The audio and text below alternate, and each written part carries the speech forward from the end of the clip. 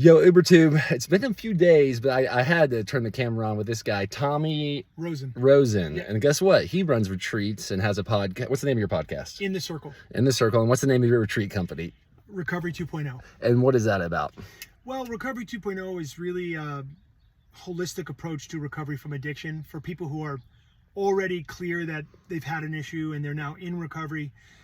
Most people, at some point, they ask, what now? What next? I thought there was something more, you know? Mm-hmm. So we bring yoga and meditation to people in recovery from addiction. Wow, and you live in Topanga Canyon, so that's not too far where I used to live. That's a beautiful area of the world. Topanga is a sanctuary, absolutely. That's a good way to put it. I actually interviewed a guy, a medical doctor from Topanga. I'll think if we stay in contact, I'll message you his name, but he's a cool guy. Cool. What do you think? Addiction, like what are most people dealing with? Well, like why do people deal with addiction issues? Is it a specific drug or is it a mentality or what? I think addiction, generally, people think about addiction, they're thinking about behaviors. So he does a lot of drugs, he's a drug addict. She drinks a lot, she's an alcoholic. And it's so much more complicated than that, actually. It's not quite so straightforward. You know, addiction is a state of being. It's kind of like a force field that you're in. Mm-hmm. And when you're in that force field of addiction, you're caught in loops of negativity, loops of judgment, loops of confusion. And as a result of being confused and sad and lonely and, you know, stuck, we take actions to try to bring ourselves to a better place. Addictive behaviors are just us trying to bring ourselves to homeostasis, trying to fulfill our spiritual longing. So the idea is the correct idea, but the methods are the wrong methods. So we're just upgrading our methods in Recovery 2.0. That's all it is. Wow. Did you have a Recovery 1.0? So Recovery 1.0 for me is really how I got sober, which was critical and important and foundational, which was the 12 steps. Okay. I did the work of the 12 steps and it served me very much in my life. And then I came to that place where I was like, wow, you know, the desire for me to use drugs and alcohol is gone, literally gone. Like I don't think about it anymore. And I'm still struggling in my life in so many other ways.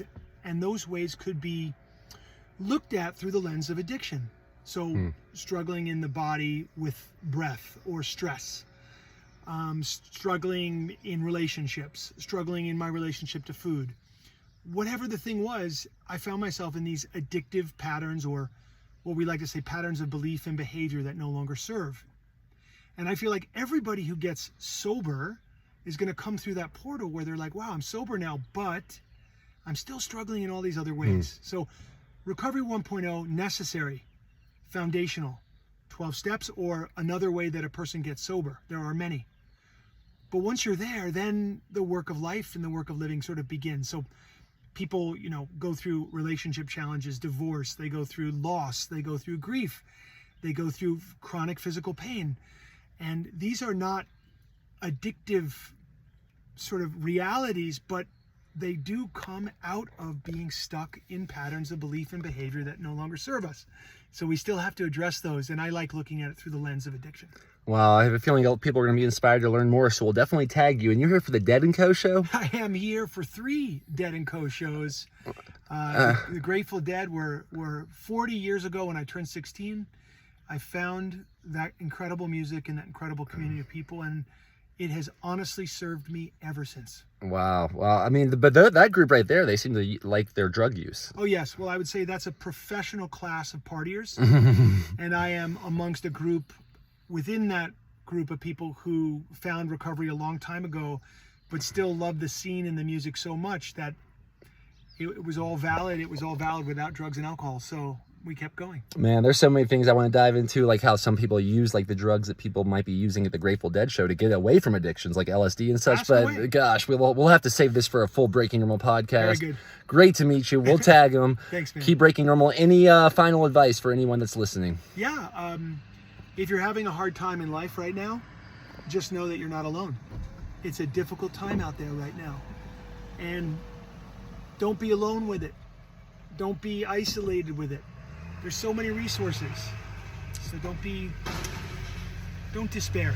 Sounds like a great retreat facilitator. That was kind of the ethos of our trips, where like, what's most personal is most universal. And then a sorrow shared is a sorrow halved, and a happiness shared is a happiness doubled. So let's go and keep breaking normal. Enjoy the shows. All right, nice to meet you, man.